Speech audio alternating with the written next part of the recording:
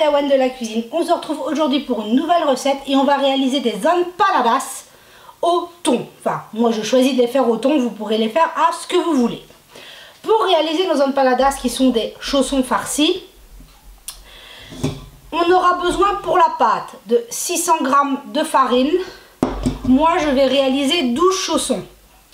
Donc si vous voulez en faire moins, vous divisez, vous connaissez la chanson. Donc 600 g de farine. À cette farine, je vais venir ajouter 120 g de beurre à température ambiante. Moi, ici, étant en Bretagne, c'est du beurre salé. Donc je n'aurai pas besoin de saler ma pâte. Mais si vous utilisez du beurre doux, un peu de sel dans notre farine. Et tout simplement 240 excusez-moi, millilitres d'eau. Tout simplement. Voilà. 3 ingrédients pour réaliser notre pâte. Maintenant, ce soit à la main ou moi au robot, je vais pétrir ma pâte pour 5 à 10 minutes. On veut une belle pâte bien lisse. Et on se retrouve tout de suite après. Et voilà, au bout des 10 minutes, on obtient une belle pâte bien lisse. Je vais vous la mettre ici pour que vous puissiez bien la voir. Vous voyez, on obtient une pâte souple qui ne colle absolument pas. Hop, regardez, ça ne colle pas. Donc là, maintenant, vu qu'il n'y a pas de levure, elle ne va pas pousser. On va juste la mettre pour qu'elle se détende. Vous savez, quand on travaille la farine, le gluten travaille. Et on veut qu'il se détende. Donc je vais venir la couvrir, tout simplement.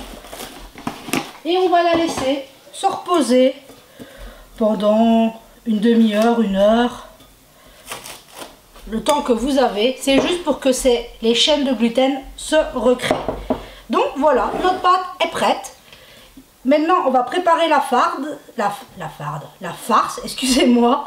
Et je vais tout préparer et on se retrouve tout de suite.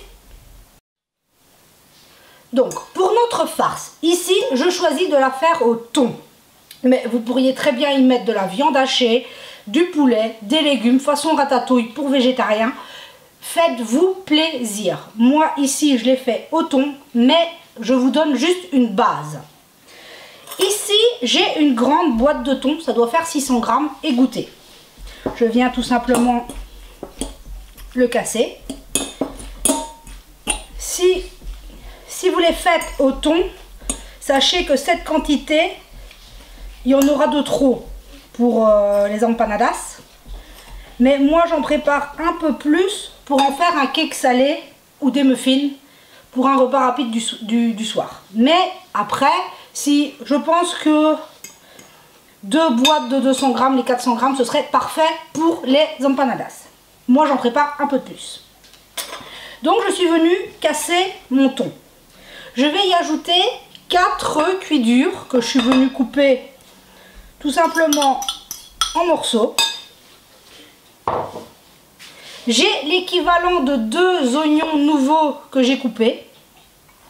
Si vous n'avez pas d'oignons nouveaux, des oignons, de l'ail. Si vous ne voulez pas mettre d'oignons, ne mettez pas d'oignons. On met vraiment ce qu'on veut. Ici, je vais venir saler un petit peu et poivrer. Parce qu'on veut que notre farce soit quand même assaisonnée. Si on veut ajouter du persil, de la coriandre, de la ciboulette, allez-y. Des épices, un peu de piment, ce que vous voulez. Donc maintenant, ici, il ne restera plus qu'à rajouter, j'ai l'équivalent de 500 millilitres de coulis de tomate que je vais venir mettre dans mon thon.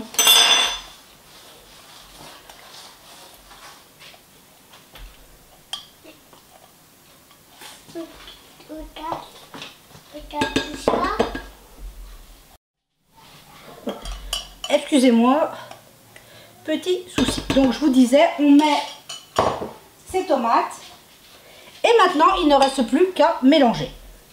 avouez quand même que c'est difficilement plus simple.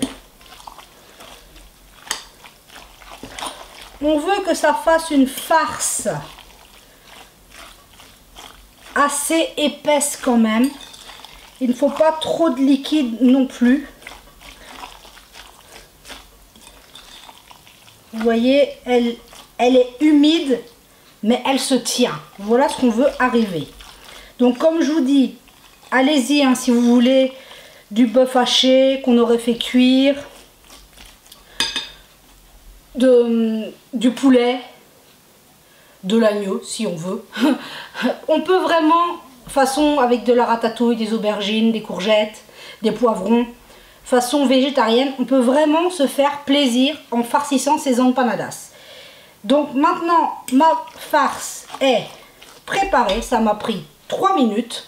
Je vais la mettre au frigo en attendant que ma pâte se repose et on se retrouve tout à l'heure pour la suite de la vidéo. Et voilà, on se retrouve, il y a une bonne heure qui s'est écoulée, notre pâte s'est bien reposée. Donc je vais venir enlever le film, récupérer ma pâte qui n'a pas poussé, c'est logique. Et voilà. Maintenant, je vous ai dit que moi, cette quantité, je veux réaliser 12 empanadas. Maintenant, en fonction de si vous en avez fait 300 g de farine ou 600 g, la division. Vous savez maintenant que je ne pèse pas. Je ne pèse pas mes pâtons. Donc ce n'est pas la peine de me demander combien de grammes pèsent mes portions. Je ne les pèse pas. Vous savez que moi je m'en fiche un petit peu s'il y en a un plus grand, un plus petit. C'est du fait maison. On est content, c'est bon, c'est tout ce qui compte. Donc maintenant, je vais me faire un peu de place. On va prendre un petit bâton, on va venir l'étaler. Vous pourriez très bien prendre un rouleau. Moi, je ne vois pas l'utilité et après ça fait encore de la vaisselle. Donc on va venir tout simplement l'étaler.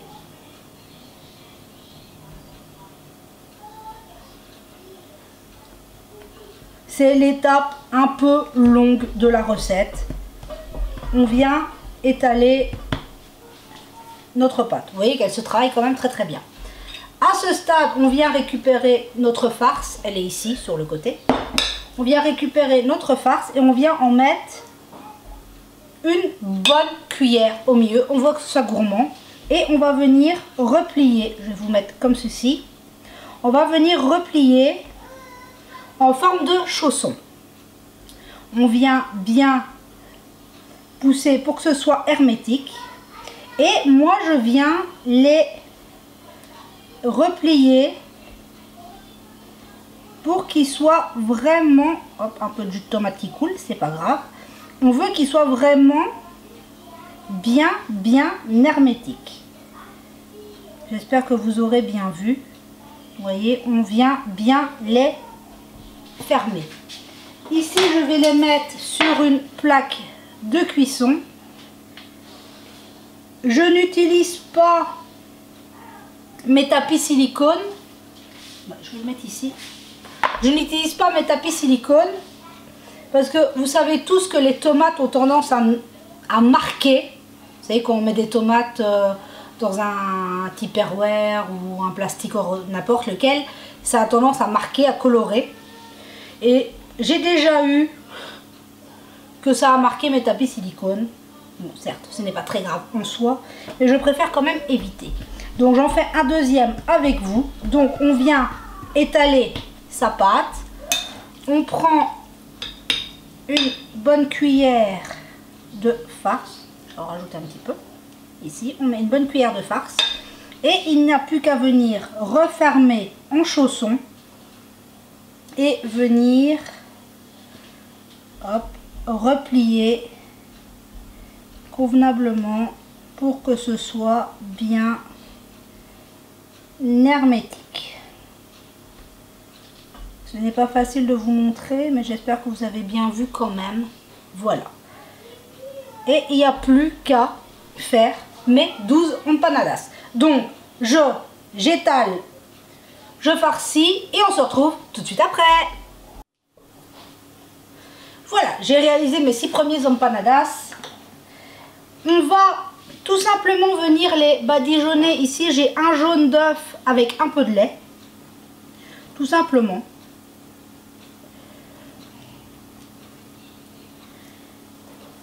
Ici, j'ai préchauffé mon four à 200 degrés. Parce que je vais les passer au four. Il y en a dans certaines recettes, on voit, on peut très bien aussi les frire. Je préfère les faire au four. Ça donne des chaussons moins gras. Mais après, libre à vous de faire comme vous le voulez. Donc maintenant qu'ils sont badigeonnés, notre four est préchauffé à 200 degrés. Ils vont partir pour 25 à 30 minutes. On veut qu'ils soient bien dorés. Donc là, on se retrouve à la fin de la cuisson. Regardez-moi ces magnifiques empanadas au bout des 25 minutes de cuisson à 200 degrés. Magnifique, non? Ils sont dorés à point, géniaux. Là, ça se mange chaud, tiède, froid, comme on le veut. Là, je vais juste les laisser un petit peu refroidir. On voit qu'ils sont parfaitement cuits. Je vais les laisser refroidir pour les mettre sur une grille, pour vous en couper un. Là, ma deuxième plaque est au four aussi. À noter que si vous voulez doubler vos quantités pour en préparer d'avance, ce qui est tout à fait possible, une fois qu'on les a formés, nos petits chaussons, on les met à plat au congélateur. On les met dans un grand sac une fois que c'est pris et on n'a plus qu'à les mettre sur plaque pour les cuire au moment où on en aurait besoin. Donc, mise en place, repas rapide, prévoyance, c'est tout à fait possible avec ce genre de recette. Donc là, je les laisse refroidir quelques minutes et on se retrouve tout de suite.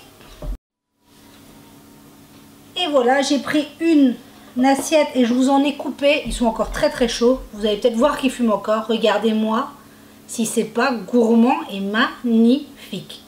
C'est splendide. Donc là, hop, on va les manger tièdes, je pense. Ou même froid, mon grand, il adore. Sinon, pour les nouvelles, eh ben, on va très bien. Je suis la maman la plus heureuse avec les retours de l'école par rapport à mon grand. La maîtresse me dit qu'il est très attentif, il écoute, il respecte les consignes. Voilà, l'école se passe merveilleusement bien. Et pour vous dire qu'il fait même la sieste le midi. Hein, comme quoi, tout arrive. Donc là, sur ce, pour mon grand, je suis plus qu'heureuse. Tout va très très très très bien. Ma poupée, ben, elle va bien, elle continue ses efforts. Dès qu'il y aura des changements, vous savez que je vous le dirai. J'espère que pour vous, tout va bien, que ça se passe bien chez vous, que la routine, tout va bien. Je tiens encore à vous remercier pour tous vos mots, vos pensées. Vous êtes merveilleux, merci. Tous ces retours que vous avez vers nous dans ce qu'on traverse, merci, merci, merci, vous êtes exceptionnels. Vous savez que je vous le dis à chaque fois, mais merci à vous d'être vous. Restez tel que vous êtes merveilleux. Je vous souhaite une merveilleuse journée, que tout se passe bien chez vous. Prenez soin de vous et de ceux que vous aimez, c'est important. Et on se dit à très vite pour la prochaine vidéo.